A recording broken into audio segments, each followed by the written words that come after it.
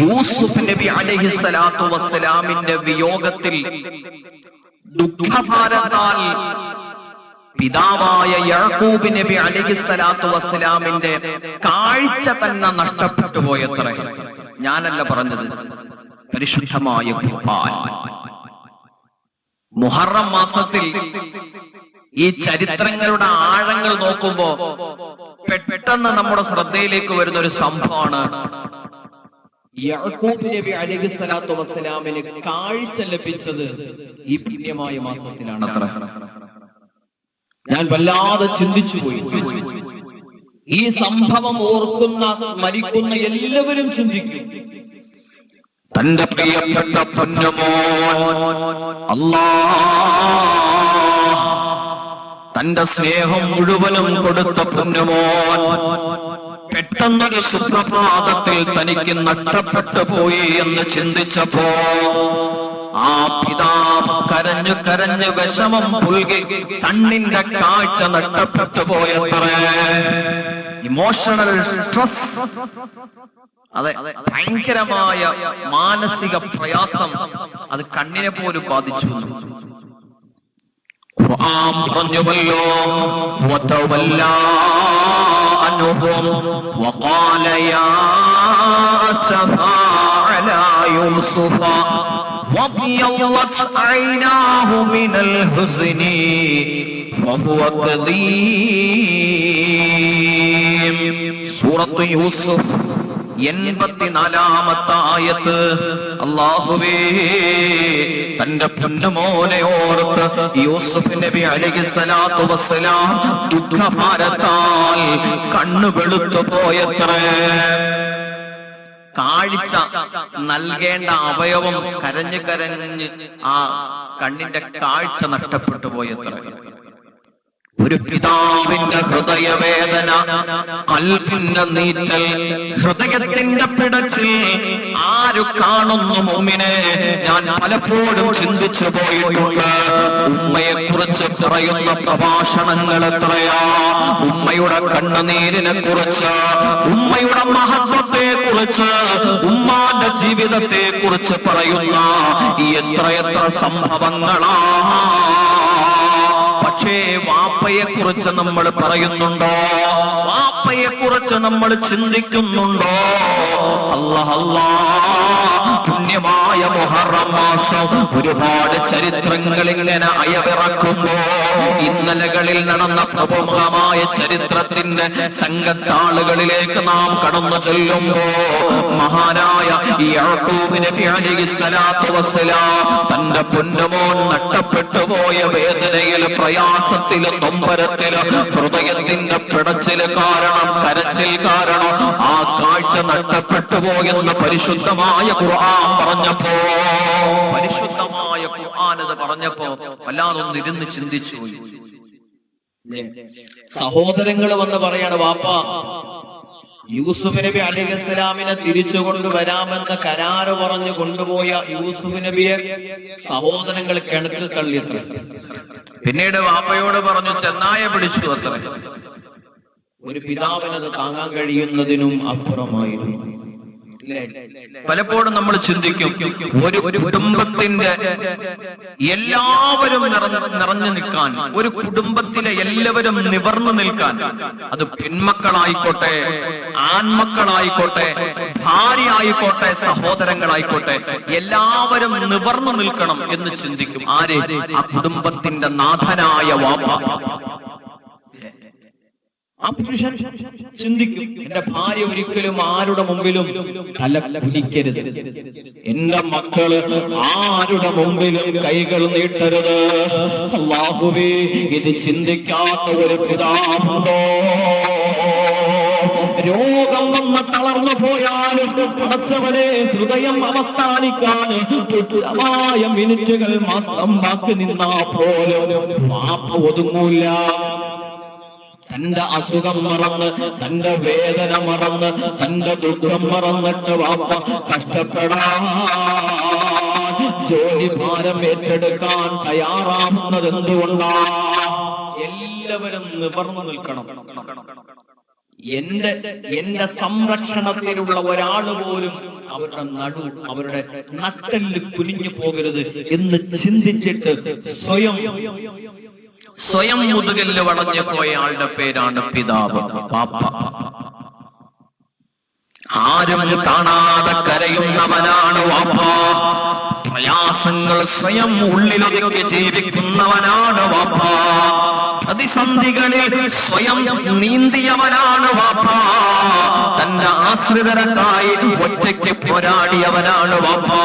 ഭാര്യയ്ക്ക് വേണ്ടി, മക്കൾക്ക് വേണ്ടി വീടിനെ കാവലൊരുക്കാൻ വാപ്പയുണ്ട് എന്ന് പറയുന്നത് ഒരു വീടിന്റെ നട്ടല്ല, ഒരു വീടിന്റെ നെടും തൂണാണ്.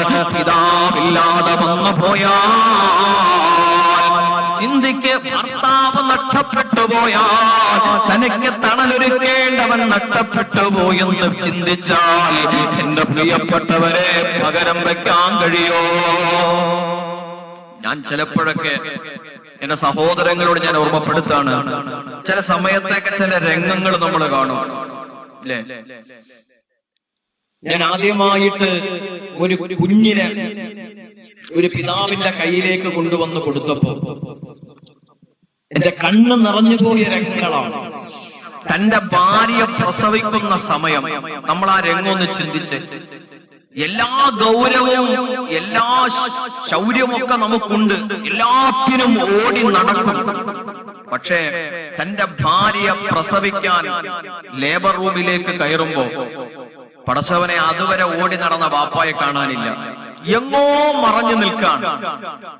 ഒരുപാട് ജനങ്ങൾക്കിടയിൽ മറഞ്ഞു നിന്നിട്ട് ഭർത്താവാകുന്ന അല്ലെങ്കിൽ ആ ജനിക്കാൻ പോകുന്ന കുഞ്ഞിന്റെ വാപ്പ ഹൃദയം പൊട്ടുന്നുണ്ടാവും.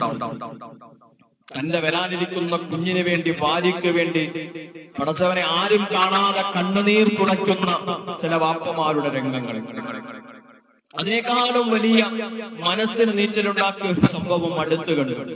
അതായത് ഭാര്യയെ പ്രസവിച്ച് കഴിഞ്ഞിട്ട് ആ ഭാര്യയുടെ പ്രസവശേഷം ആ കുഞ്ഞിനെ ആ ഹോസ്പിറ്റൽ നഴ്സുമാർ എടുത്തുകൊണ്ടുവന്ന് പുറത്തു നിൽക്കുന്ന ആ കുഞ്ഞിന്റെ പിതാവിന്റെ കയ്യിലേക്ക് ഇങ്ങനെ കൊടുക്കുമ്പോ അല്ലാഹുവേ, ആ കുഞ്ഞിനെ ഏറ്റുവാങ്ങാൻ ആ മനുഷ്യന് കഴിയുന്നില്ല, ശരീരം തളർന്നുപോവാണ്.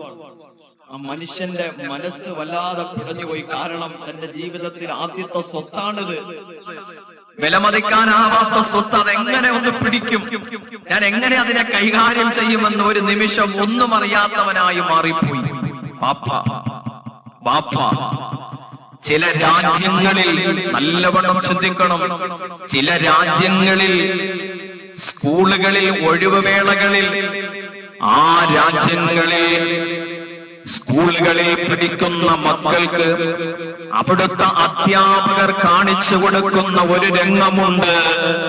മക്കൾ ഉണർന്ന് ചിന്തിക്കാൻ, അവർ നല്ല കഴിവുള്ളവരായി മാറാൻ, എങ്ങനെയാണ് അവർ ഇത്രത്തോളം ഉന്നതിയിലെത്തിയതെന്ന് ചിന്തിക്കാൻ വലിയ രാജ്യങ്ങളിൽ ഒഴിവുവേളകളിൽ അധ്യാപകർ കുട്ടികൾക്ക് കാണിച്ചു കൊടുക്കുന്ന രംഗം ഏതെന്നറിയാമോ? അവരുടെ വാപ്പമാർ വെയിലത്തും പറമ്പിലും പാടത്തും പടച്ചവനെ ചുട്ടുപൊള്ളുന്ന വെയിലത്ത് എത്ര നിലകളുള്ള കെട്ടിടങ്ങൾക്ക് മുകളിൽ ഒന്ന് ശ്രദ്ധ തെറ്റിയാൽ ജീവൻ പോലും പോകുന്ന അത്രയും ഭയാനകരമായ ഭാരമായ ജോലികൾ ചെയ്ത് മക്കളെ വളർത്തുന്ന വാപ്പാടെ കഷ്ടപ്പാട് കാണിച്ചു കൊടുക്കും. നിങ്ങൾ കണ്ടിട്ടില്ലേ? നിങ്ങൾ ചിന്തിക്കേണ്ട പ്രിയപ്പെട്ടവരെ,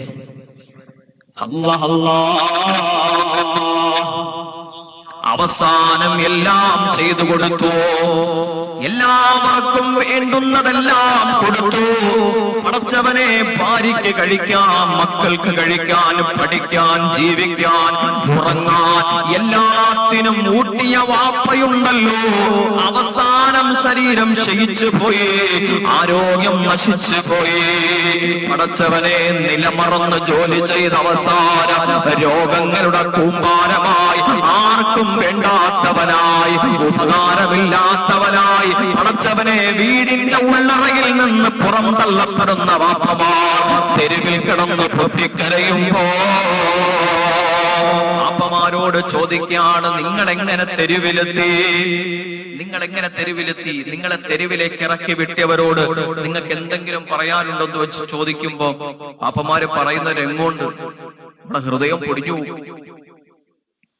ചിന്തിക്കുന്ന പ്രിയപ്പെട്ടവരെ, ഞാൻ ഓർമ്മപ്പെടുത്തുകയാണ് എന്റെ പ്രിയപ്പെട്ട സഹോദര, 3 കാര്യങ്ങൾ നിങ്ങളിൽ ഉണ്ടെങ്കിൽ നിങ്ങളുടെ ഈമാനിന്റെ പ്രഭ അസ്തമിച്ചു പോകുമെന്ന്, നിങ്ങളുടെ ഈമാൻ നശിച്ചു പോകുമെന്ന്, നുരുമ്പിച്ചു പോകുമെന്ന് ലോകത്തിന്റെ നേതാവ് മുഹമ്മദ് മുസ്തഫ. 3 കാര്യങ്ങൾ നിങ്ങളിൽ ഉണ്ടായാൽ ശ്രദ്ധിച്ചോ. 1, ഇല്ലാത്ത കാര്യങ്ങൾ നിർമ്മിച്ചുണ്ടാക്കി പറയാം. ചില ആളുകൾക്ക് അത് ഭയങ്കര കഴിവാ. കേട്ടാൽ അങ്ങനെ തന്നെ നടന്നിട്ടുണ്ട് എന്ന് നമുക്ക് തോന്നിപ്പോകും. എന്നാ സംഗതി ഒന്നുമില്ല, നിർമ്മിച്ചുണ്ടാക്കാം. ഇല്ലാത്ത കാര്യം പറഞ്ഞുണ്ടാക്കാം. പടച്ചോനെ, അത് വല്ലാത്ത കഴിവാണ് മനുഷ്യൻ. അത് അപകടമാണ്. അല്ലാഹ് കാത്തുരക്ഷിക്കട്ടെ.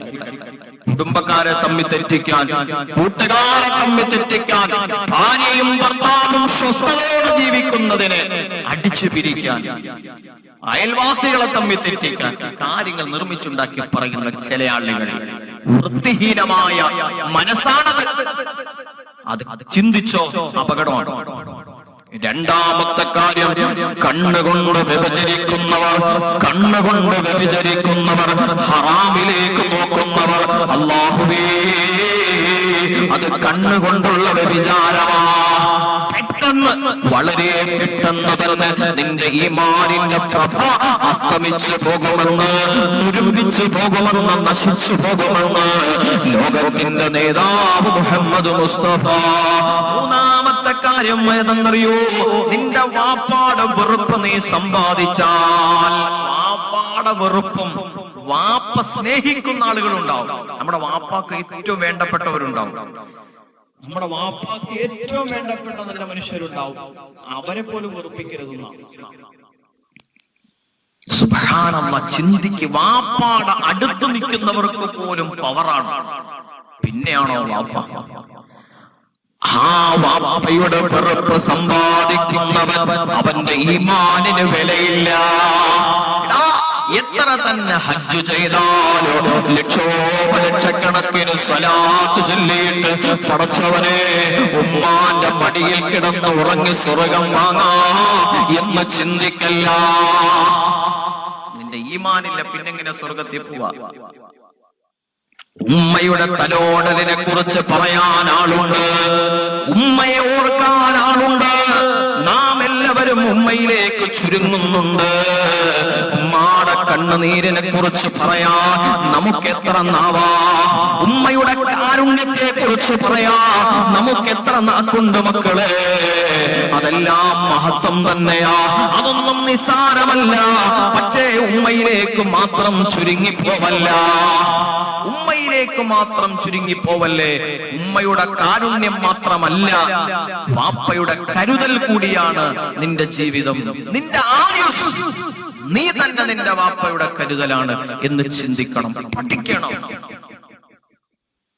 എവിടെയാ പറഞ്ഞത് ഉമ്മയെ കുറിച്ച് മാത്രം? ഉമ്മയുടെ മഹത്വവും ഉമ്മയുടെ പദവിയും ഒക്കെ വളരെ പുണ്യപ്പെട്ടതും പവറുള്ളതുമാണ്. പക്ഷേ വാപ്പയോ? ചില നല്ല ഉമ്മമാരുണ്ട് റബ്ബേ,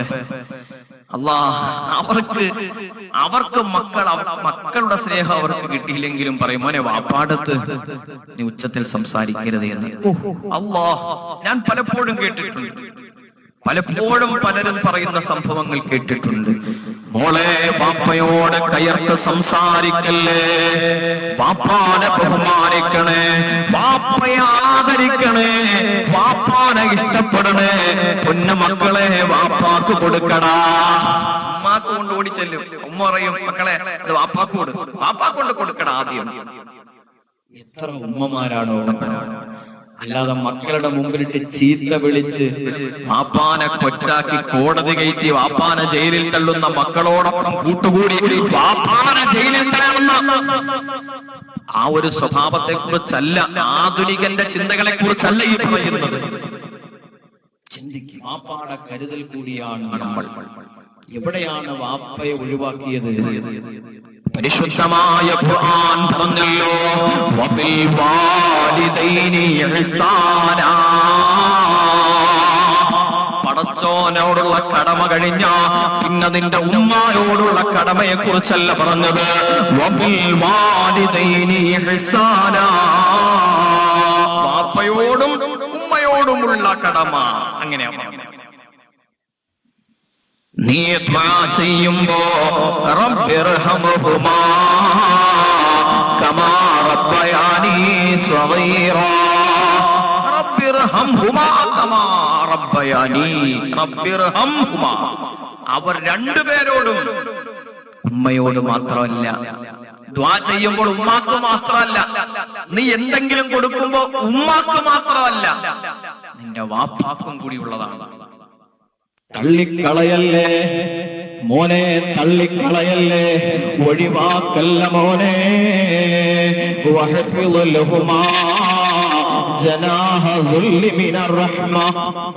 വഹ്ഫിള് ലഹുമാ, അവർ രണ്ടുപേർക്കും നീ കാരുണ്യത്തിന്റെയും കരുതലിന്റെയും ചിറക്, വിനയത്തിന്റെ ചിറക്, താഴ്മയുടെ ചിറക്, ബഹുമാനത്തിന്റെ ചിറക് നീ കൊടുക്കണം, താഴ്ത്തി കൊടുക്കണം അവർക്ക്.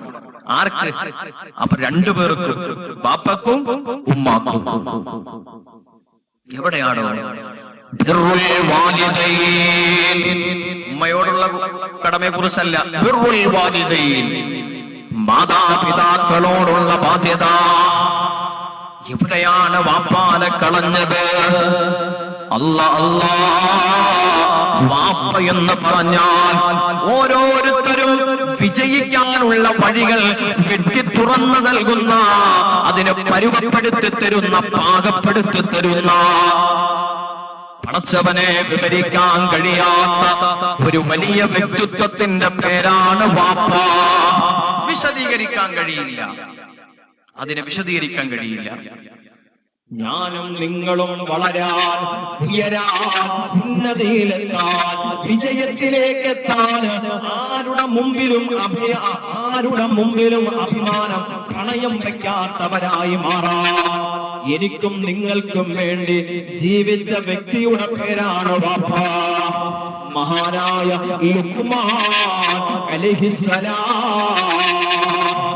ലോകത്തുള്ള മുഴുവൻ വാപ്പമാരെയും പ്രദാനം ചെയ്തുകൊണ്ട് എല്ലാ വാപ്പമാർക്കും വേണ്ടി ഒരു വാപ്പയെ പരിശുദ്ധ ഖുർആൻ പരിചയപ്പെടുത്തുന്നുണ്ട്.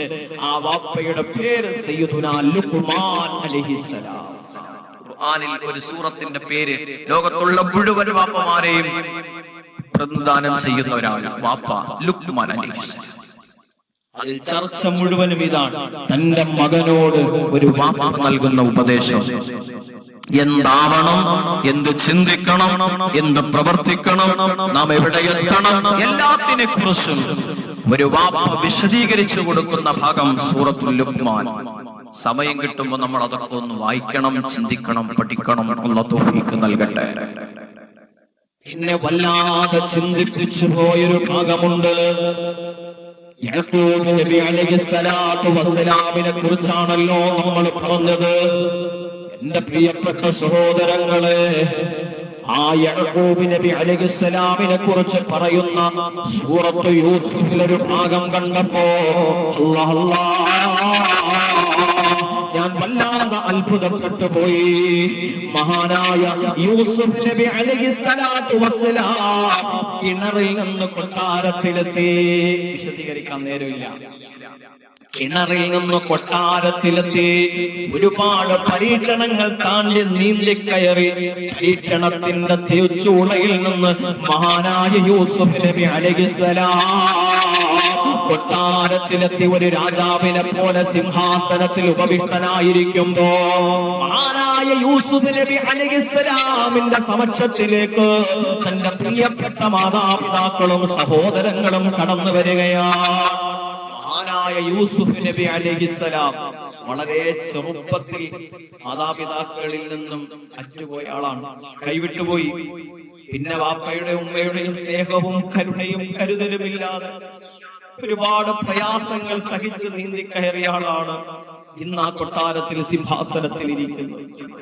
പടച്ചവനെ, എത്രമാത്രം പരീക്ഷണങ്ങളാണ് പ്രവാചകന്മാർ അനുഭവിച്ചത്. അല്ലാഹു അവരുടെയൊക്കെ പൊരുത്തം നമുക്ക് നൽകട്ടെ. എന്റെ പ്രിയപ്പെട്ടവരെ, ഞാൻ പറഞ്ഞു വന്നത് ആ സിംഹാസനത്തിൽ ഇരിക്കുന്ന രാജാവിനെ പോലെ സർവാധിപതിയും സർവാധികാരവുമുള്ള മഹാനായ യൂസുഫ് നബി അലൈഹിസ്സലാമിന്റെ മുമ്പിലേക്ക് തന്റെ പ്രിയപ്പെട്ട മാതാപിതാക്കൾ കടന്നു വരുമ്പോ നിങ്ങൾ ചിന്തിക്കണേ, മഹാനായ യൂസുഫ് നബി അലൈഹിസ്സലാം ആദരവോടെ സിംഹാസനത്തിൽ നിന്ന് എഴുന്നേൽക്കുകയാ. മാതാപിതാക്കളെ താനിരിക്കുന്ന സിംഹാസനത്തിലേക്ക് ആനയിക്കുകയാ. പരിശുദ്ധമായ ഖുർആൻ അത് പറഞ്ഞല്ലോ, അംഗീകാരം കൊടുത്തല്ലോ. വറഫഅ അബവൈഹി അലൽ അർശി, അവർ രണ്ടുപേരെയും മഹാനായ യൂസുഫ് നബി അലൈഹിസ്സലാം സിംഹാസനത്തിന്റെ മുകളിലേക്ക് ഇരുത്തി. ആ സിംഹാസനത്തിന്റെ മുകളിലേക്ക് കയറ്റിയിരുത്തി. ആരെ? ബാപ്പയും ഉമ്മയും. ആര്? സയ്യിദുനാ യൂസുഫ് നബി അലൈഹിസ്സലാം. ഞാൻ എന്റെ സഹോദരങ്ങളോട്, എന്റെ ശബ്ദം കേൾക്കുന്നവരോട് ഞാൻ പറയാൻ, നമ്മുടെ മനസ്സാകുന്ന കൊട്ടാരത്തിന്റെ ഉള്ളിൽ സ്നേഹത്തിന്റെയും ബഹുമാനത്തിന്റെയും ആദരവിന്റെയും കരുതലിന്റെയും കാരുണ്യത്തിന്റെയും ഒരു സിംഹാസനം പണിഞ്ഞിടണം നമ്മുടെ ഹൃദയത്തിന്റെ ഉള്ളിൽ. അതിൽ വാപ്പയും ഉമ്മയും കയറ്റിയിരുത്തണം. ബാപ്പയും ഉമ്മയും അതിൽ കയറ്റിയിരുത്തണം. ഉമ്മാക്കും ബാപ്പാക്കും കൊടുക്കേണ്ട എല്ലാവിധ അനുഗ്രഹങ്ങളും എല്ലാവിധ ബഹുമാനങ്ങളും കൊടുക്കണേ മക്കളെ. അതാണ് നമ്മളെല്ലാവരുടെയും ജീവിതത്തിന്റെ ആകെ തുക. നമ്മൾ എന്തെങ്കിലും ആവണം, എവിടെയെങ്കിലും എത്തണമെന്ന് ചിന്തിച്ചിട്ടുണ്ടെങ്കിൽ അവരെ നമ്മൾ എപ്പോഴും ഉയരത്തിലിരുത്തണം. ഖുർആൻ പറഞ്ഞല്ലോ, വറഫഅ അബവൈഹി അലൽ അർശി. എത്രയോ പരീക്ഷണങ്ങളാ സഹിച്ചത്. തന്റെ കൂടപ്പിറപ്പുകളുടെ കൈകളാൽ ചതിയനാൽ അകപ്പെട്ടുപോയ ഒന്നും അറിഞ്ഞൂടാത്ത കൊച്ചു കുഞ്ഞിനെ പോലെ കളിച്ചിരിയുമായി നടന്ന മഹാനായ യൂസുഫ് നബി അലൈഹിസ്സലാത്തു വസ്സലാം ആരോരുമില്ലാത്ത പൊട്ടക്കിണറിന്റെ ഉള്ളിലേക്ക് വീണിട്ട് അവിടെ നിന്ന് പിന്നീട് കൊട്ടാരത്തിൽ സിംഹാസനത്തിന്റെ മുകളിൽ ഒരു രാജാവിനെ പോലെ ഇരിക്കാൻ എത്ര വർഷങ്ങളാ കഴിഞ്ഞതെന്നറിയോ? എത്ര വർഷങ്ങളാണ് ജയിലിൽ കിടന്ന് ദുരിതം അനുഭവിച്ചതെന്നറിയോ? എന്തെല്ലാം സംഭവങ്ങളാണ് നടന്നതെന്നറിയോ? എന്റെ പ്രിയപ്പെട്ടവരെ, ഒരുപാട് കഷ്ടപ്പാടുണ്ടാവാം, ഒരുപാട് വിഷമങ്ങൾ ഉണ്ടാവാം, ഒരുപാട് ദുഃഖങ്ങൾ ഉണ്ടാവാം. പടച്ചവരെ, ജീവിതം രണ്ടറ്റം കൂട്ടിമുട്ടിക്കാൻ നമ്മൾ കഷ്ടപ്പെടാം. എന്ത് തന്നെ ഉണ്ടായാ പോലും ഒരിക്കലും നമ്മുടെ മാതാപിതാക്കൾ നമുക്ക് താഴെയാ എന്ന് ചിന്തിക്കല്ലേ. അവർക്ക് നമ്മൾ നമ്മുടെ ഹൃദയത്തിൽ, മനസ്സിന്റെ ഉള്ളിൽ ഒരു സ്നേഹത്തിന്റെയും ബഹുമാനത്തിന്റെയും സിംഹാസനം പണിഞ്ഞിട്ട് അവിടെ ഇരുത്തണം നമ്മൾ. അവരോട് നമുക്ക് എപ്പോഴും ബഹുമാനം വേണം. അല്ലാഹ് നീ തൗഫീഖ് ചെയ്യണേ അല്ലാഹ്.